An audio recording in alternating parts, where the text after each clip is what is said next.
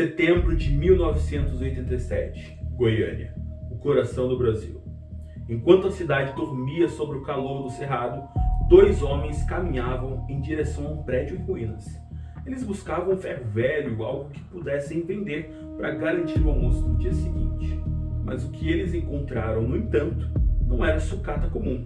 Era uma cápsula de chumbo pesada e misteriosa, deixada para trás em um hospital abandonado. Eles não sabiam, mas estavam prestes a abrir a caixa de Pandora da era nuclear. Dentro daquele metal frio, pulsava uma substância que brilhava com uma luz azul hipnotizante. No escuro era lindo, era fascinante, mas também era mortal. Em poucos dias, aquele brilho se espalharia por um bairro inteiro, transformando curiosidade em agonia e vizinhos em vítimas de um inimigo invisível. Hoje nós vamos mergulhar na história do Césio 137, o maior acidente radiológico do mundo ocorrido fora de uma usina nuclear.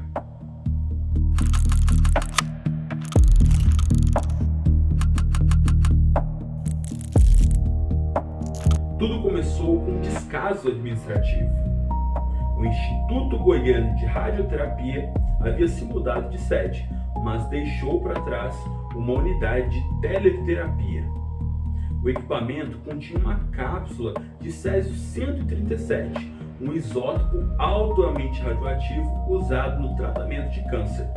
Para entendermos o perigo, nós precisamos falar um pouquinho sobre física. O Césio 137 não é apenas um metal, ele emite partículas beta e radiação gama. No caso desse equipamento, a atividade era de aproximadamente 50 terabecquerels. Isso é uma quantidade massiva de energia, concentrada em um pequeno pó salino. No dia 13 de setembro, Roberto dos Santos Alves e Wagner Mota Pereira entraram nas ruínas. Eles removeram a peça de blindagem, acreditando que o chumbo valia muito dinheiro, e levaram a peça para casa. Em poucas horas, os sintomas começaram: vômitos, tontura, diarreia. Eles acharam que era algo que tinham comido, algum mal-estar, mas mal sabiam que suas células estavam sendo cozinhadas por dentro pela radiação gama. Mas o pior ainda estava por vir. 5 dias depois, eles venderam a peça para Devair Alves Ferreira, dono de um ferro velho local. Devair ficou fascinado ao desmontar a peça. Ele encontrou um pó fino que à noite emitia uma aura azulada muito bonita. Ele achou que era algo sobrenatural ou valioso e levou o pó para dentro de sua casa. Mostrou para a esposa, Maria Gabriela, e convidou amigos e vizinhos para verem a pedra que brilha. Aqui, a tragédia se torna humana e cruel. As pessoas passavam o pó na pele como se fosse purpurina de carnaval. A vítima mais emblemática dessa história é Leide das Neves Ferreira, de apenas 6 anos, sobrinha de Devair. Enquanto comia um sanduíche, suas mãos estavam sujas com pó azul. Ela havia ingerido Césio e se tornou naquele momento a fonte de radiação mais intensa do grupo.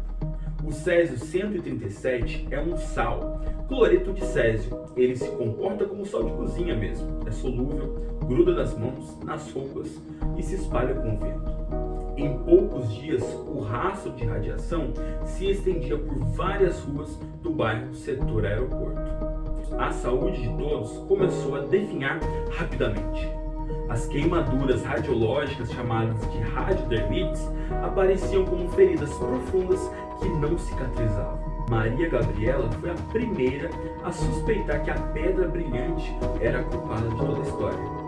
No dia 28 de setembro, Maria Gabriela tomou uma decisão heróica que salvou milhares de vidas. Ela colocou a cápsula em uma sacola, pegou um ônibus e levou a peça até a vigilância sanitária. Quando os médicos e físicos chegaram com contadores Geiger, o pânico se instalou. O aparelho estourou a escala. Não era uma virose, era um desastre nuclear urbano. O governo transformou o Estádio Olímpico de Goiás em um centro de triagem. Mais de 112 mil pessoas passaram por lá. Imaginem o cenário: filas quilométricas, soldados com roupas de proteção amarelas e o som constante do clique dos detectores de radiação. Goiânia foi isolada. Carros com placa da cidade eram apedrejados em outros estados. Produtos agrícolas de Goiás foram extremamente boicotados. O medo do invisível era mais forte do que a compaixão. O balanço oficial aponta para 4 mortes imediatas. Leide das Neves morreu um mês depois após sofrer hemorragias internas generalizadas.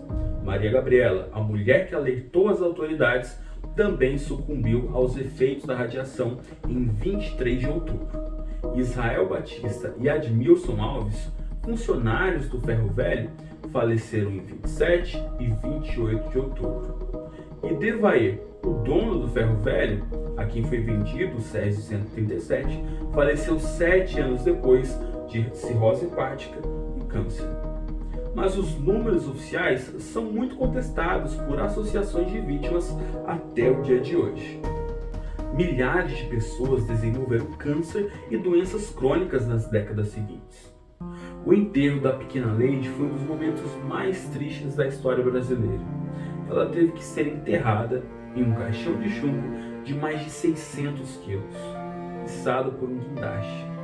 A população, movida pelo medo irracional de contaminação do solo, tentou impedir o enterro jogando pedras e paus nos coveiros. A limpeza da cidade gerou mais de 6.000 toneladas de lixo radioativo. Roupas, móveis, animais de estimação, casas inteiras tiveram que ser demolidas e transformadas em puro entulho. Esse material está hoje enterrado em Abadia de Goiás, em repositórios que devem ser monitorados por no mínimo 300 anos. O acidente com o Césio 137 em Goiânia não foi um erro da ciência, mas foi um erro da negligência e da desigualdade.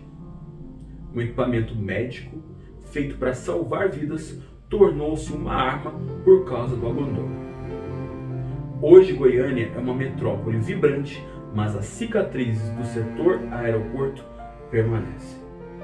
O brilho azul que um dia foi visto como um milagre por homens simples, serve agora como um lembrete sombrio. A história do Césio 137 é sobre a fragilidade da vida humana diante das forças que mal compreendemos. Que a memória de Leide e de tantas outras vítimas sirva para que o descaso nunca mais brilhe no escuro. Se você achou essa história importante, deixe seu like, compartilhe para que o mundo nunca se esqueça o que aconteceu em 1987. Inscreva-se para mais documentários como esse. Até a próxima.